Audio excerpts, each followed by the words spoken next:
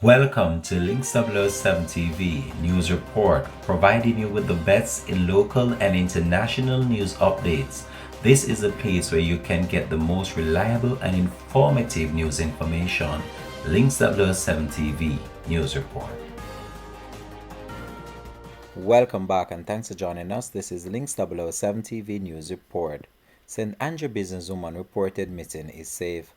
Tamaka Williams, the St. Andrew businesswoman who was reported as missing, says that she is safe and is attending a conference overseas. Williams was reported missing by the Jamaica Constabulary Force on Friday morning, stating that she had been last seen at her home in Norbrook on Thursday afternoon. But Williams is said to be away on business. She has not contacted the police. Tamaka Williams is not missing. I am off the island attending to some conferences. I ask that my decision be respected, and when I'm ready to speak out, I will speak. Furthermore, I spoke to my parents last night to say that I am safe, I am sound, I'm attending conferences. I had to do this for the benefit of my interests and my company. And when I am fully settled, they will be spoken to as a regular family setting should. Thanks to the public for your calls, your messages, your concerns. I deeply, deeply appreciate it from the bottom of my heart. As we continue to face challenging times of missing people, children, the elderly, I did not and do not want to be such a person to be missing. I am perfectly fine. I will not disclose where I am. Please respect my decision until I'm ready to speak. I'm of age 27. I can make my own decisions. Please give me some time and space as I do my conferences. Thank you. Williams is said to be the owner of Creative Mind Business Services, which caters to audio production and broadcasting needs. Continuing the news, arguments over goats leave St. Mary man dead and nephew arrested.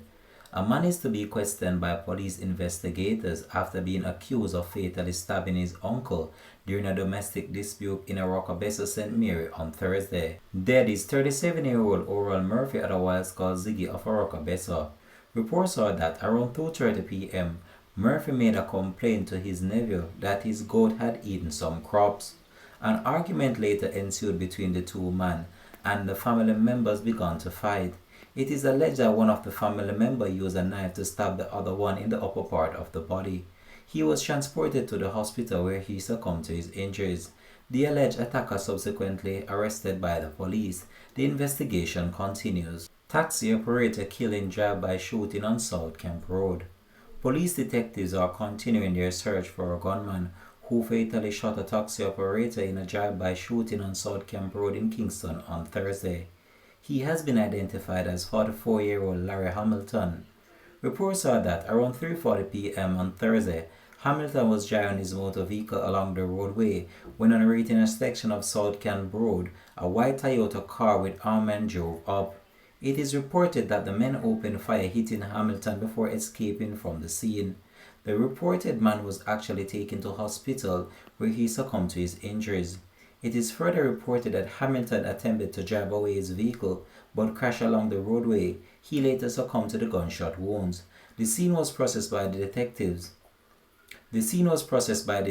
and the body removed to the morgue. A motive has not yet been established for the killing. Continuing the news. Second body of girl washed away by floodwaters in St. Mary found. The body of the second girl who was swept away by a river in Jobs Hill, St. Mary on Thursday has been found. The body of 14-year-old Hallie Case Michael was found along a riverbank in an area of the community in southeast St. Mary.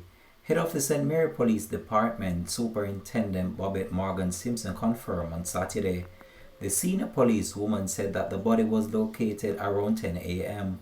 On Friday, the body of Michael's relative, 10-year-old Kiwana Ricketts, was found along a riverbank in Gibbs Hill, a community located miles away from Jobs Hill.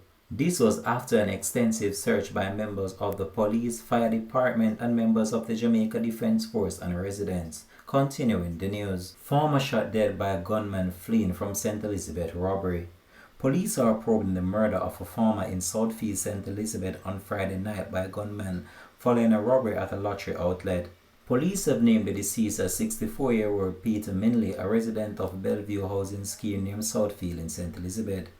A police report said that at around 7:50 p.m., gunmen held up and robbed the lottery outlet on Kincaid Plaza of an undetermined sum of cash.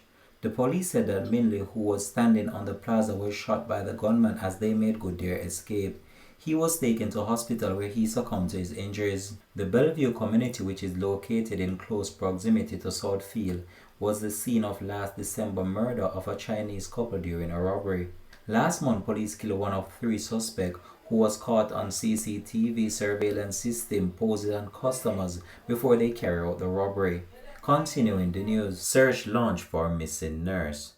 32-year-old Crystal Cruz, a nurse of Stony God Morant Bay in St. Thomas, has been missing since Friday, August 26.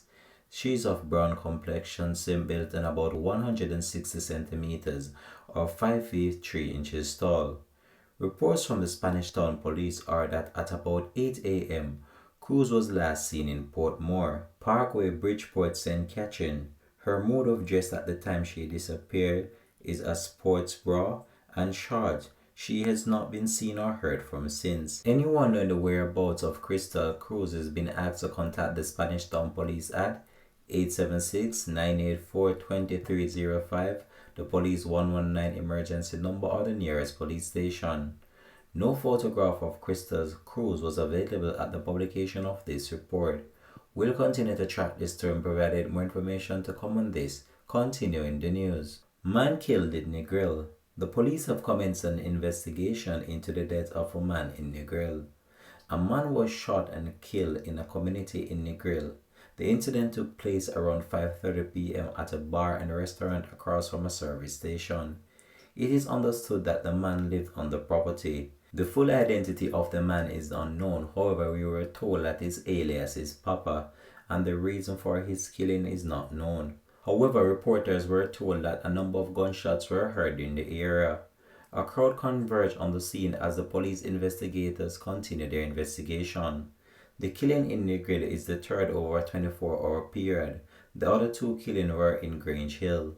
Links007 TV will continue to track this story and provide more information to come on this. Continuing the news. World Olympic champion Elaine Thompson-Herah disqualified in the women's 100 meter in Lausanne. Double Olympic sprint champion Elaine Thompson-Herah was disqualified from the women's 100 meter Diamond League meeting in Lausanne on Friday as her Jamaican counterpart Shericka Jackson lost out in a close finish to Aaliyah Hobbs of the US. Thompson-Herah caused a shock in the stadium as she came out the blocks well before the gun to further deplete the field as early to other Jamaican Shelly Fraser-Price, who was forced to withdraw due to a hamstring discomfort experienced during the warm-up. Shelly Fraser-Price was billed as the favorite in the race as a rerun of the recent World Final in Oregon, where the 35-year-old mother secured a record-extending 5th World 100 meter title, leading a Jamaican sweep of medals in the competition record 10.76 seconds.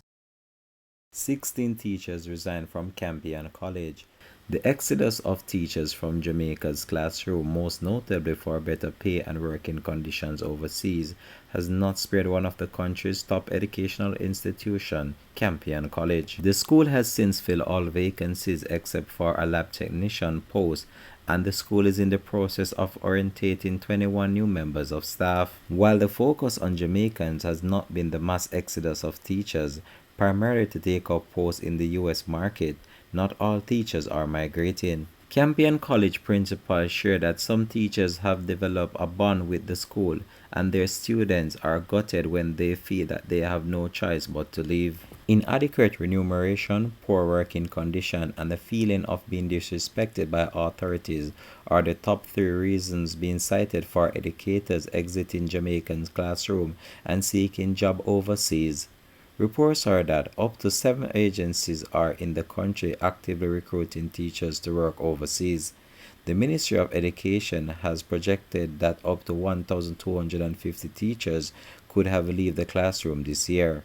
Earlier this week, Minister of Education and Youth Tamaka Williams said that 167 teachers had resigned since July. In thinking about teachers and what we have been doing well prior to this, and which we continue to do, we do have teachers coming in under the Jamaica-Cuban bilateral program.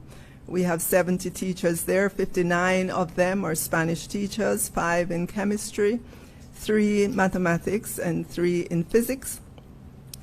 We have a framework agreement or an MOU with the Cuban government under which we bring in these teachers into our system, which we have been doing now for many years.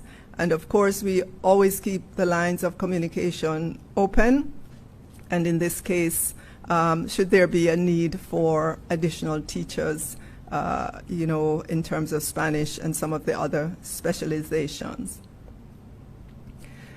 We are also giving our principals pre-approval for the replacement of teachers in clear vacancies and temporary posts funded by the ministry, meaning whereas before they may have had to go through a process of informing us and we getting back to them, they getting back to us, we getting back to them. We are saying we're giving pre-approval for the replacement of teachers in clear vacancies. Obviously, the formal request should still be submitted by each school for the formal response by the regional office, but this will create greater efficiency in the system. We're encouraging our school administrators to share their resume database as well with each other to support targeted and efficient recruitment of staff. And we are asking schools to also capitalize on the shared expertise of teachers through the Twinning of Schools program. There were several schools involved with this program within the same quality education circle. They may operate with the same timetable or for areas where there's a short supply and share expertise using the virtual space or recorded lessons. In some instances, a teacher may rotate or rove on a weekly basis to provide in-person lessons across twinned or paired schools, and where this is done, the ministry will compensate the teacher for the traveling cost. Of course, special approval must be requested for this facility to be funded with appropriate justification. We've also created the facility for school boards to request the extension of teachers who are scheduled to proceed on retirement effective September 1, 2022 and beyond, and have performed well based on their last performance appraisal report to fill areas of specialization at the secondary school level for which there is a short supply of teachers determined by the response to advertisements or reported